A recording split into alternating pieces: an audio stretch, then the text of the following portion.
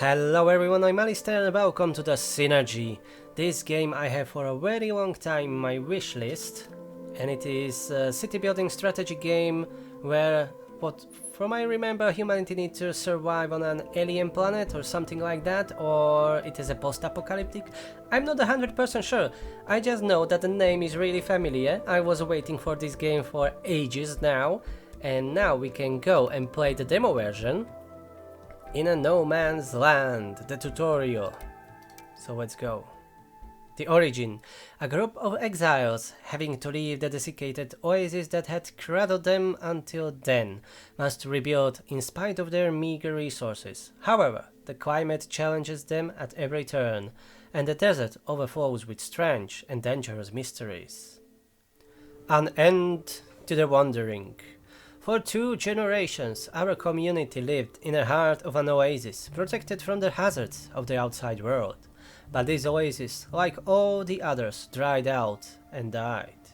We were forced to leave our home. But all is not lost. Among the stretches of sand, we reached the shores of new lakes. Their waters, no matter how foul, promise to be life-saving if we can only treat them. So our first task will be of obtaining water. Your citizens require clean water to survive. In order to obtain it, you must build a pontoon so your citizens might draw toxic water from the lake using special canisters. Toxic water must be then treated and purified in a retention basin to then become clean water, which your citizen can drink. Well, this looks promising already. All resources acquired must be stored. In the water tower, clean or toxic water. In the cellar, food and clean water, which are the resources the citizens use to feed themselves. In the small warehouse, all other resources. So, citizens don't fetch resources if they have nowhere to store them in. Okay, that makes sense.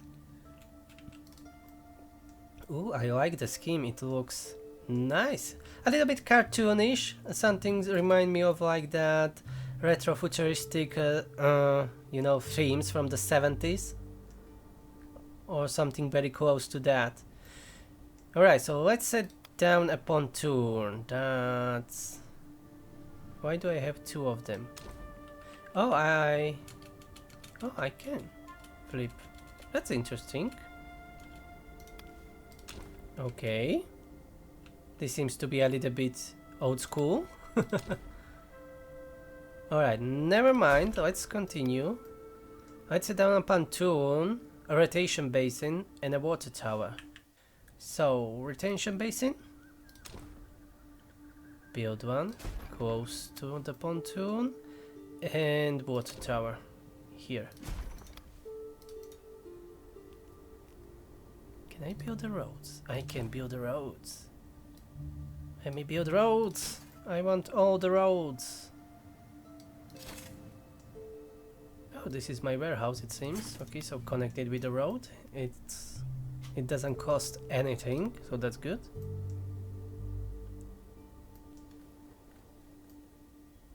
This reminds me of a Zeus and Caesar or Pharaoh games. I really like it. Alright, pontoon is built. We need to employ some citizens in. Okay, let's send 2 for now.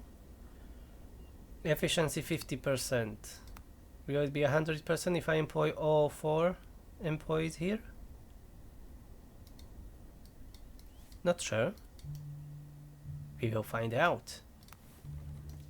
Yes, I think yes. Now it's 75% and the 4th one is in and it's 100%. Efficiency. Right.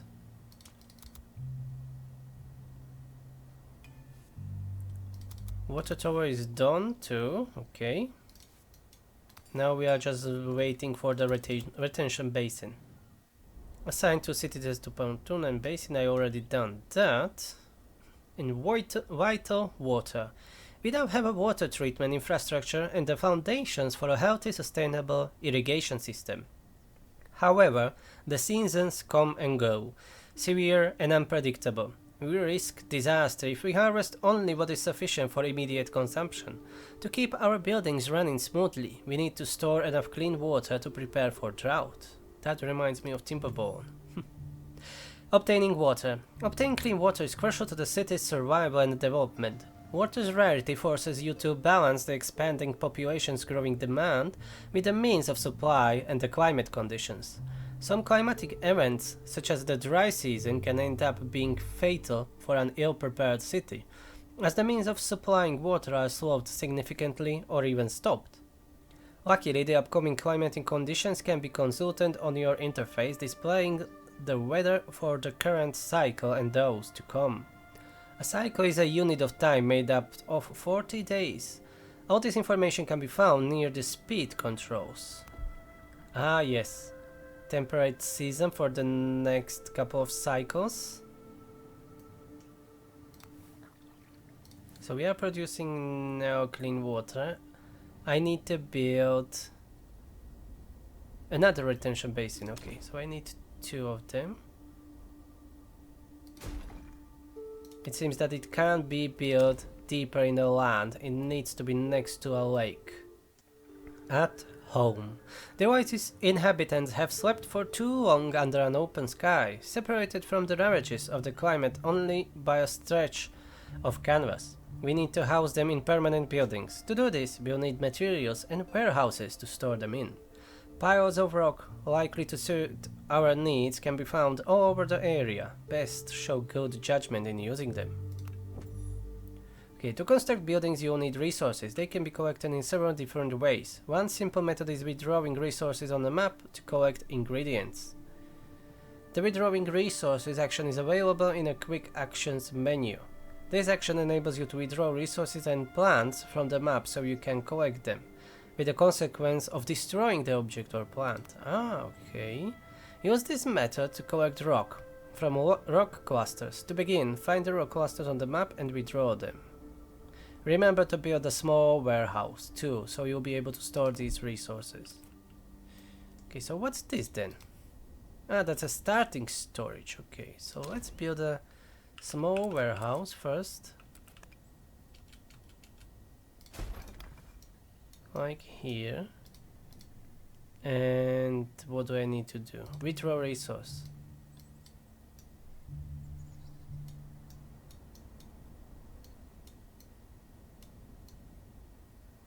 Ah, here are the stones. Quite far away. So let's collect some of them. Alright, next step. Housing. Citizens need a roof over their heads to keep them safe from the climate and so they can live in decent conditions. Your citizens will go eat, drink and rest at home, making their home's placement strategically important. When refreshing themselves, citizens consume food and clean water. These resources are drawn directly from a nearby cellar. This is why houses must be set within a cellar's range. As well as setting houses with the right range, if the citizens are to be able to eat and drink, there must be clean water and food in cellar. This is why all storage spaces automatically ask for 20 units of each resource, so citizens will bring those in. As all resources must be carried between structures by citizens, it's of vital importance to keep a sufficient number of citizens unassigned to any building and therefore available for courier duty. Citizens automatically place a higher priority on your direct orders, with the task they consider most important coming second. However, you can make any order or building a priority relative to any other order or task. For example, your citizens will fetch and collect the resources of a building marked as a priority before any others.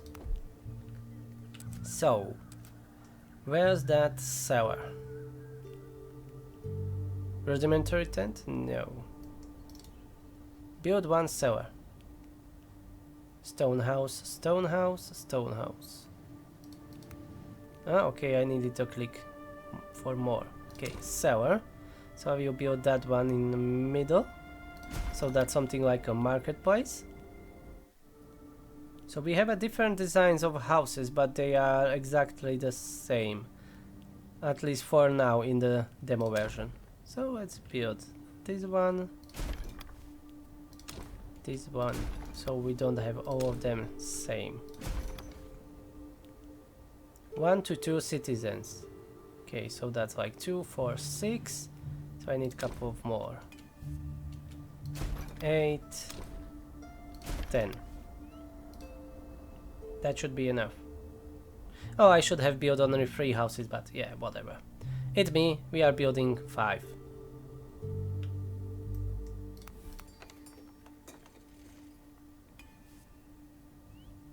Oh, capacity is 4. Okay, so what was the 1 to 2 citizens? Ah, that's the construction. Alright. So construction takes 1 or 2 citizens, but the capacity is 4. Okay, I misread that. Beginning of a new cycle. Yeah, we are still in a temperate season, so we are fine. Okay, next step. Houses are built. Life-saving curiosity. The supplies we carried with us are dwindling by the day, but picking the region's strange, thorny fruits is risky business, and eating them is even riskier. Before collecting anything, we have to rule out any danger in exploiting these plants. Our scientific knowledge is limited, but the old distiller at the Oasis has sufficient equipment to carry out basic chemical experiments. By providing him with a mobile workspace, we can begin our botanical studies. Environmental analysis. Carrying out environmental analysis thanks to the field lab will allow you to bring to light characteristics of the local flora. Understanding your environment is the only way to get resources without causing suffering to your citizens or destroying your environment. The first analysis type, surface analysis, informs you on the results of the withdrawal resources action and the harvest action on plants. Harvest actions require harvest building in order to be communicated to the citizens. When a harvest action is carried out on a plant, that plant switches growth stages rather than being destroyed, making this a more sustainable action. Additionally, since the action doesn't destroy the plant, the harvest order continues to be applied to it. This way, citizens will interact with the plant every time it passes into the appropriate growth stage again. Ooh, it's getting complicated and I like it. So we are going to build one field lab. Where can I find that? Understanding the world. Field lab. Let's build one here. Build one picker's cabin. That will be under resources or something like that. Yes. Next to the lab. And then we need to analyze a moisture ports bearing plant. Okay, whatever that means. Oh, we will even have a technology tree, culture tree, and a world map. I didn't notice that. Hell yeah, this looks promising. I love it already. Alright, like this. So I need to select the field lab and select here the current, or here add analysis, surface analysis, and then choose the any plants or whatever I want that is highlighted on a map. So I'm going to analyze a couple of those bushes, trees, and these riverbank fingers, whatever that is. It doesn't look delicious. And we are receiving some reports already. Okay, so we can cut down the sharp bush, but that will mean to destroying it. The moisture pods produced by this plant grow back after a while. We can harvest them without destroying the specimen. That's good. So that's about the sharp bush, I think. Yes. Here's even... This is picking, this is pruning. Oh, we can get the sticks from it without destroying it. Okay. Other task. Fruit picking. Yeah, let's start with these bushes.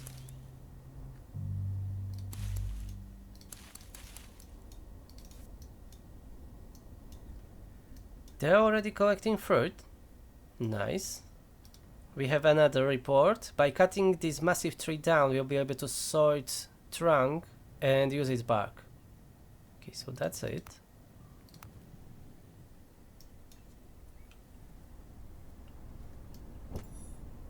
Oh, resource refining. To acquire some resources, you will need to go through a refining stage. Such is the case with tools, which are assembled in a forge, and meals, which are prepared in a kitchen. Some production buildings are multifunctional and can produce several resources. The production module enables you to choose which resources you want to produce and how you want to produce it by selecting the desired recipe. This allows you to adapt to the resources available in your environment. A building's production speed varies depending on its efficiency, mostly affected by the number of active citizens working within. Recipes can be affected by buffs or debuffs, rating on efficiency, resource cost, and yield. These adjustments can derive from multiple sources, from buffs unlocked in research projects, from buffs produced within range of other buildings, or from buffs during difficult weather.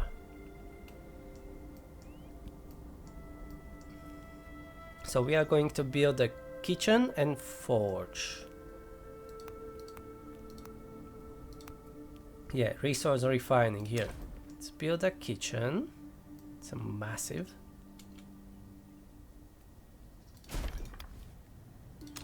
And a forge. Okay, we have a kitchen now, so we can start producing meals.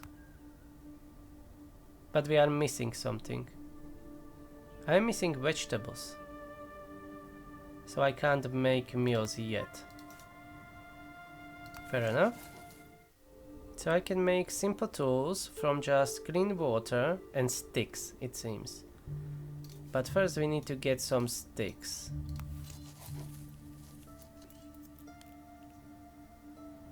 But how do I get sticks? Oh, I know, I can just prune some of those bushes. But do I need another picker cabin? Because I can only pick fruits right now as a harvesting. I can't be harvesting the fruit and pruning. Yeah, I mean trimming. So let's try trimming for a while, and then I will swap it again for the fruit gathering. Okay, so it is possible to cut down the riverbank fingers and harvest its seeds. But the workers will be exposed to the toxic spray the plant produces. That's not very good. Oh, pruning will kill this plant. Huh. Okay, so that will definitely not be a vegetables. What's this? Cinder kernels. The cinder sprout produces fruit with an unpleasant taste but numerous medical applications. We can harvest them by pruning the shrub. Okay, so we have already some medicine available to us. At least we will have.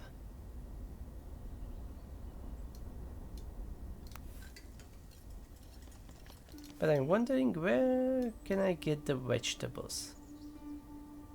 Oh, here is some cabbage shrub. Okay, I will need to analyze that.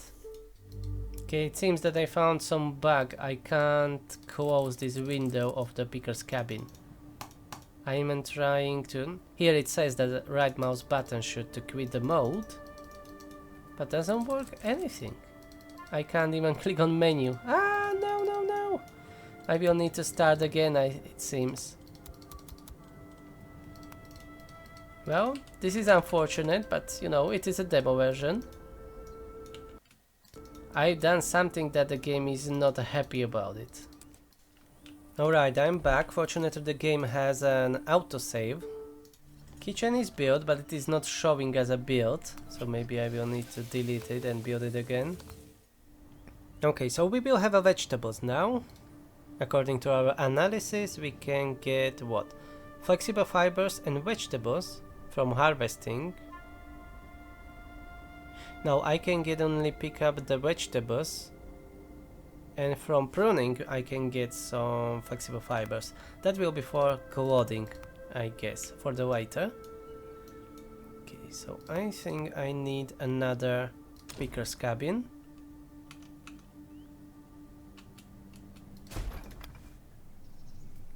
Maybe even another one, because I need to be gathering those sticks, fruits, and then the vegetables. Does the kitchen need to be in reach of the cellar? Because it says that I'm out of the moisture pots, but I definitely have 162. So let's delete that kitchen building and let's build it again here, closer to the cellar. Maybe it needs to be closer in this radius, I mean. So finally the kitchen is working, so we are progressing. We just need to make 40 simple meals and another task will be done.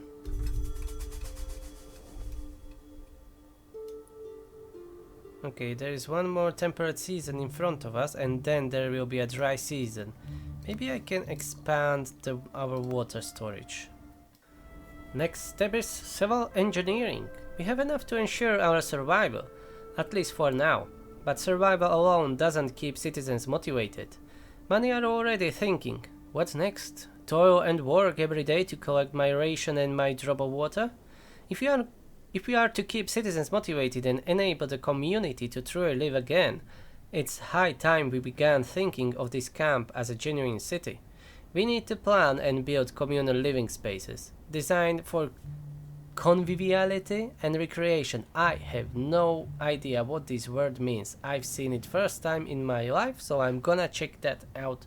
What the heck is that? Just a moment, I'll be right back. So, according to Cambridge Dictionary, conviviality, or whatever that is. Conviviality. Yeah, conviviality. The quality of being friendly and making people feel happy and welcome. Alright, so now I know what that means, so I can forget it in the next 5 minutes. Let's go. Basic needs. You now know how to provide for your citizens' needs when it comes to food and clean water. Their basic needs have now been activated. Without food or clean water, they run the risk of suffering from malnutrition or dehydration. If this state persists, they might develop an illness referred to as weakening, or might even die of hunger or thirst. Okay, so there will be some diseases that they can catch, it seems. When a citizen is unwell, their movement and work speed decreases. Illness can be treated in the infirmary. If reinfected with the same illness, it will evolve into an aggravated state, requiring rapid treatment to avoid the citizen's death. Citizens can be lost in various ways: death by starvation, dehydration caused by a serious illness left untreated, or disappearance during an ill-fated expedition. Districts. Now you ensured your citizens' survival. The time has come to design a city with a coherent architecture and a sense of well-being. Building a square will allow you to begin designing a district. There are multiple squares available and several districts selectable per square, each with its own specific qualities. Culture Square, Barter Square, Botanical Square. Buildings belong to the district attributed to the nearest square. Each district requires the presence of a specific building to be valid. Other buildings mentioned contribute to district points. I'm a little bit lost, but never mind, let's go and build some districts.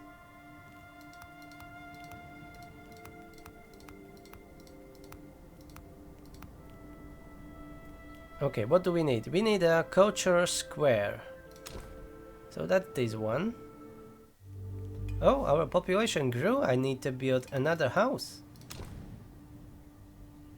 We now have 18 people living in our tiny city. Okay, historic district. So we can choose now either historic district, creative, or social. We need to complete the social district, so let's do that. And I need to build a canteen and a house is here. Okay, so it was already built. Okay, I will transfer the houses nearby then. Housing satisfaction. The well-being of your citizens is closely related to their housing quality. Beyond basic needs, housing quality is evaluated based on access to well-being, to social interactions, cultural spaces, and places of learning. Access scores are applied by select buildings to all cells situated within range. For example, the school applies on access path to surrounding places of knowledge. In this tutorial we will focus solely on well-being access. Well-being score depends on proximity to vegetation, presence of water points, and shade coverage. Refer to the well-being heat map to identify the most suitable locations on the map. Check the building details in the construction menu to identify those that impact well-being and construct these buildings. Alright, what should I do? Views. Well-being. Oh, it's always in the red. I'm not surprised. Shadow coverage. Okay, this one is high. Oh, here is 0, here is 1. Ah, okay, that's because of the trees. Okay. Soil temperature. Here is 20, here is 30. Alright. So this looks like a much better place for houses to build. But too late, I already built them. Call of the Unknown. A strange phenomenon is spotted by the citizens. It's a chaotically flashing dot of light, visible only at nightfall. Residents fear it could be a distress signal. Numerous volunteers have come forward to investigate the phenomenon and, if necessary, lead a rescue operation. All that remains is to select the team and equip them for the journey. So, New Horizons. Two mechanics shape this game's progression by introducing new possibilities, research and exploration. At the beginning of a new save, most buildings aren't immediately accessible and must be discovered through research projects. Research can also unlock new building effects, such as buffs or new tasks. Research projects are split into two different themed trees, Technology Tree and Culture Tree. World exploration allows you to make important discoveries. Beyond the possibility of finding resources or meeting new citizens, explorers can also bring to light new plants which can be reintroduced into our environment, as well tablets containing precious knowledge, like iPad. So we can discover tablets, new plants, resources, new citizens, knowledge. However, expeditions are neither free nor safe. The citizens who engage in exploration will be forced to make difficult and potentially dangerous choices. Oh yeah, I like this game even more. And the game just crashed. Oh boy. Not now when I'm just enjoying it. Okay, I'll be right back. Okay, I'm back. A little bit of a setback. Never mind, I'll be just right where we left. Alright, I'm back on track. So we need to build a Hall of Wisdom, or Wisdoms, unlock research exploration missions, and then build an explorer's hut. So let's find where's that Hall of Wisdom. Understanding, here. Hall of Wisdom and then Research Center. Hall of Wisdom, a communal assembly meant to evaluate local living conditions and work to better them, whether through civil engineering projects or bringing enlightenment through the social sciences. And the other one is Research Center, a pole for prototype research. The sun rays cause friction between the metal particles and the aqueous solution contained within its dome, generating energy through its reaction. I have no idea what's going on. Let's build this Hall of Wisdom. Give me all the wisdom you have. Oh, your wisdom now belongs to me. And enough of silly me. Let's build just a little bit of road.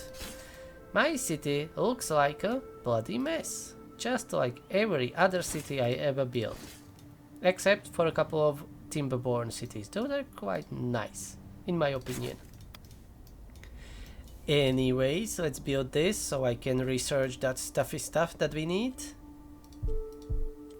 Okay, so that will unlock the culture tree, I guess. And the research center should unlock the technology tree. Should I build this too? Ah yeah, why not? Let's build it back here. For no apparent reason.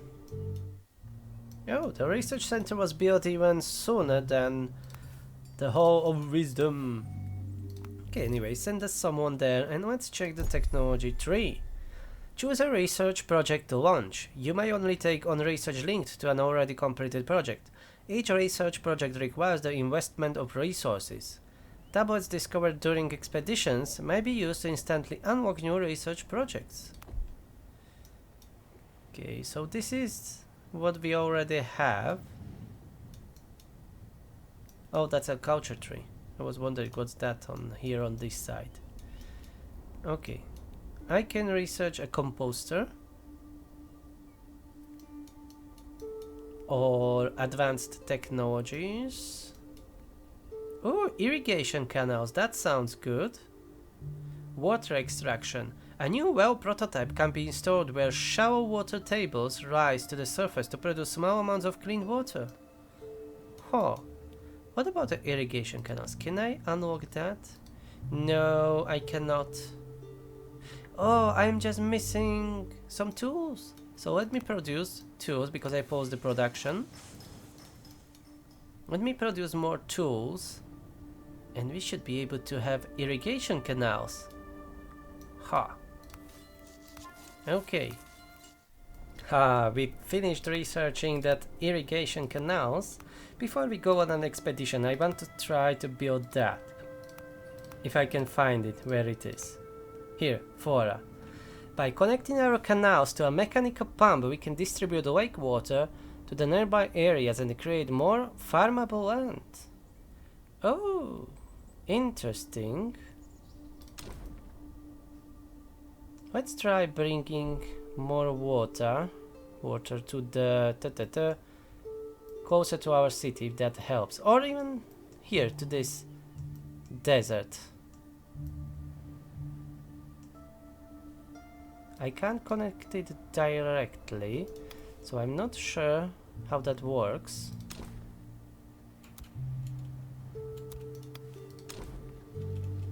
Ah, I see. We can build it like here, and from here we can build irrigation. Let's try doing something simple like this. We will probably need more stone. If I can irrigate the land and change it to like more hospitable, I will really love this game even more. I want to find out. Maybe we will even be able to lower the soil temperature. I'm curious about that. Because here around the water and where it is more moisture, the soil temperature is only 20, but here is 30 because it's just a sand, and down here is even 35. It's even worse. Here is the worst place on our map. That's 40 degrees here. So we will definitely not be building anything there.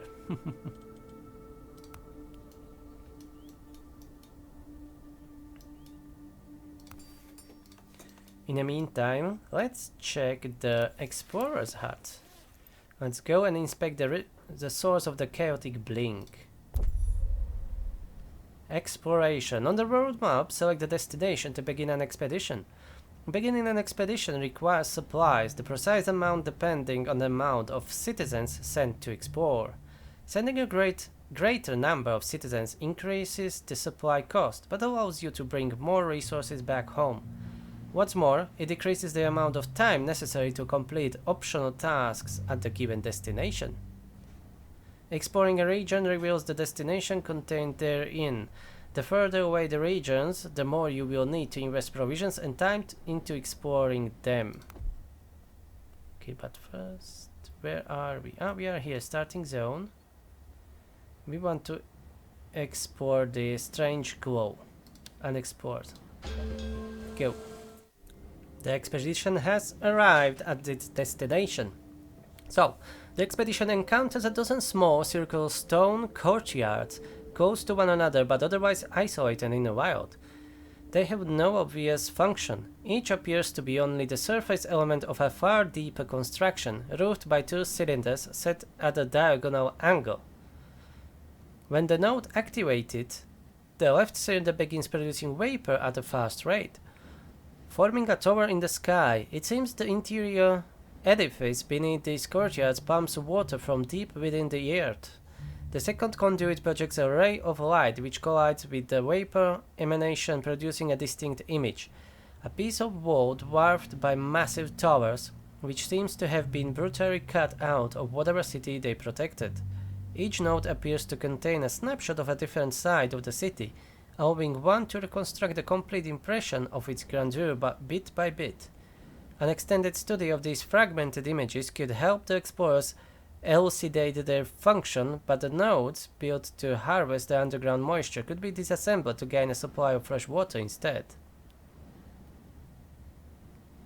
Let's try analyzing that images. To the team's great disappointment, it seems that the town represented in the projector nodes was never built.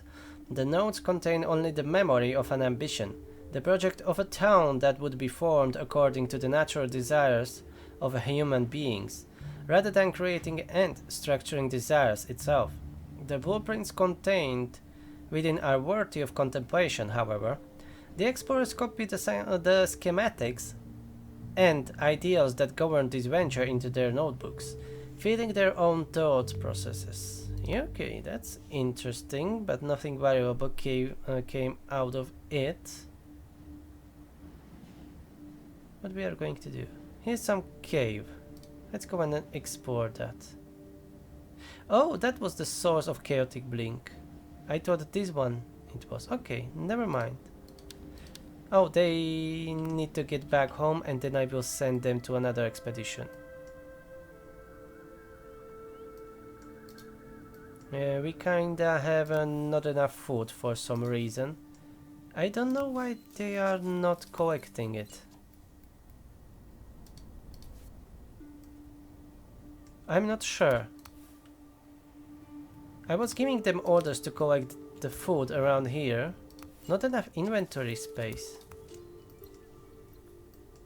Why they are not delivering the food to the seller? I'm not sure what's going on. Now I have 13 people that can deliver stuff. Let's see if they start moving the goodies around the town.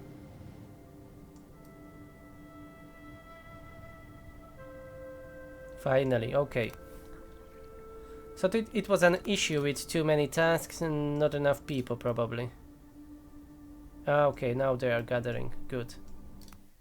Filaments of light. In the bed of what must once have been a fierce torrent, the explorers followed the light signals they spotted from the city. It leads all the way to a cavern's mouth. While not imposing, something about this cavern provokes mixed feelings of suspicion and curiosity. The cold air emanating from it is attractive for the thirsty travelers, but remains the omen of a particular strangeness. Crossing the cavern's narrow threshold, the explorer's path stops sharply when they find themselves faced with a rectangular dais. I have no idea what this dais is, whatever. The cracks on each of its sides light up in an irregular fashion, a chaotic blinking that the explorers can't begin to rationalize.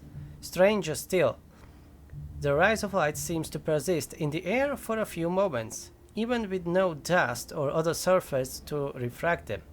These pieces of ephemeral color exude?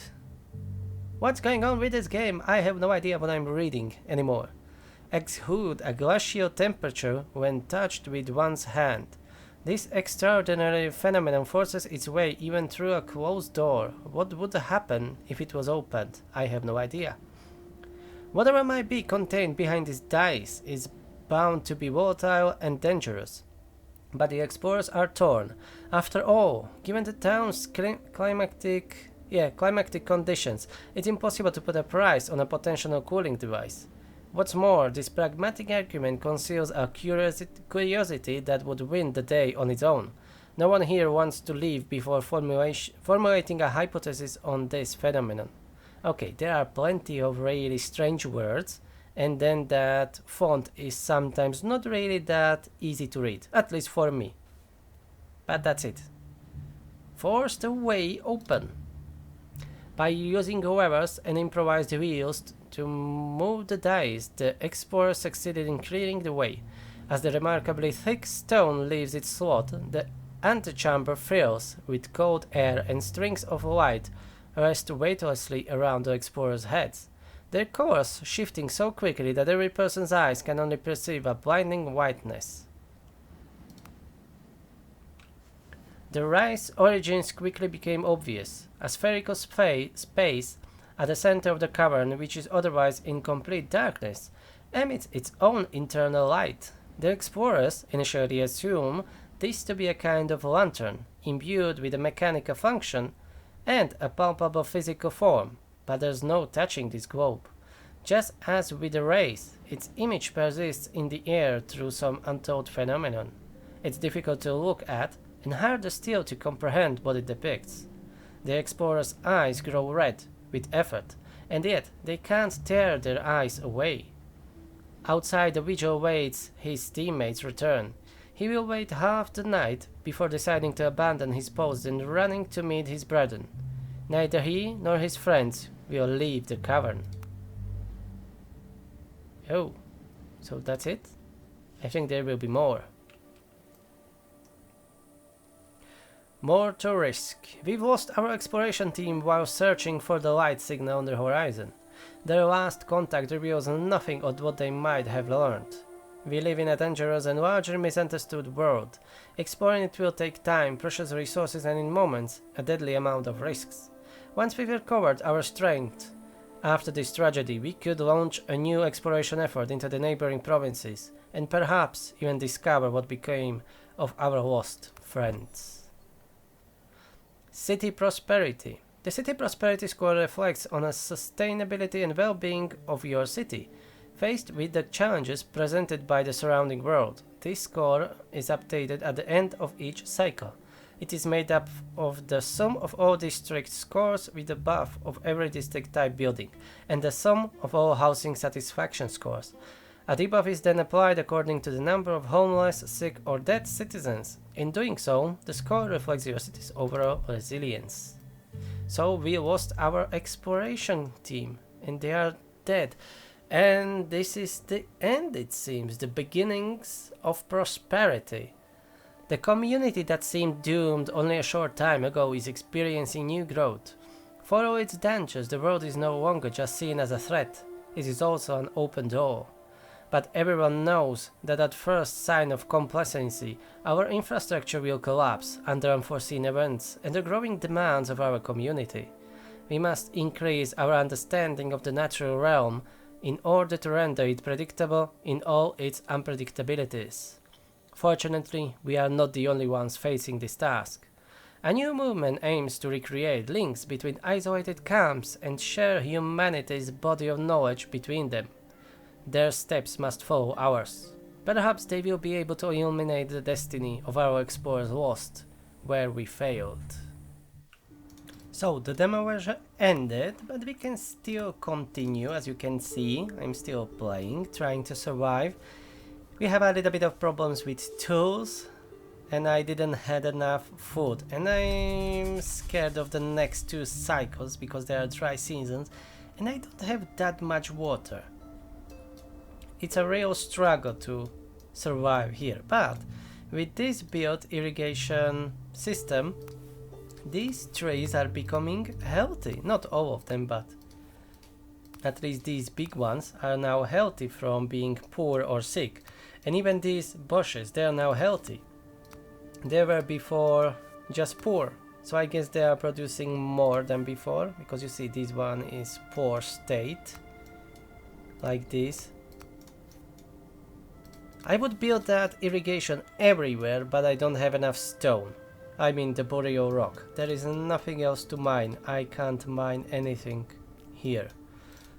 And I don't have really enough people to send for expeditions, because if I lower this to less than those 10 that I have right now, well, 9, then the logistics really suffer.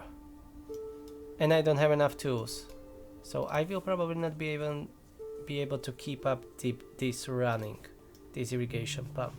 We will see, but the main issue is the water. We are going slowly down. I added even another retention basin, and we are researching something called mushroom oxidation. That should help us. So maybe let's go and gather some mushrooms. Hopefully that will help us when we finish that research with gathering more water for us. And the food is another problem. Yeah, we have only these bushes and some of those cabbage shrubs. Otherwise, nothing. I built this composter. I don't know if it will do anything really right now, but it is running. It is using that rotten resource or waste that we have, and we researched that mushroom oxidation. So what I can do, so I can use fungal oxidation, and I guess the efficiency will be higher or something. Oh, it takes only 6 days instead of 8.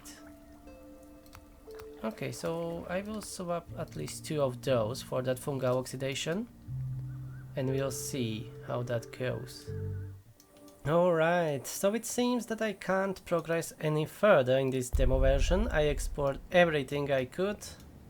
I researched everything I could. I know there is a couple like this well, but there is no point in researching this, and this is unobtainable because we can't get some of the resources for that. I've got 18 composites, but that was probably from some event because I can't produce that. And I can't plant any other stuff or farming, nothing like that, because we are missing research buildings for that. I only increased the humidity a little bit, and that's it. And what it was, organic composition, yeah, with having that compost there, but that's it. The game is really interesting, and I'm looking forward to the full release. I can't wait to make a green lush forest from this bloody desert. I want to do it. It's really good. I will leave the link in the description for the game so you can check it out yourself. It's really nice. I like it. It's really cozy and calming and whatnot. I don't know. I have a good feeling about this. Okay, and I was waiting a long time for this game. So yeah, that's enough of a babbling blah blah blah. So thank you for watching, and I will see you in the next one. Bye bye.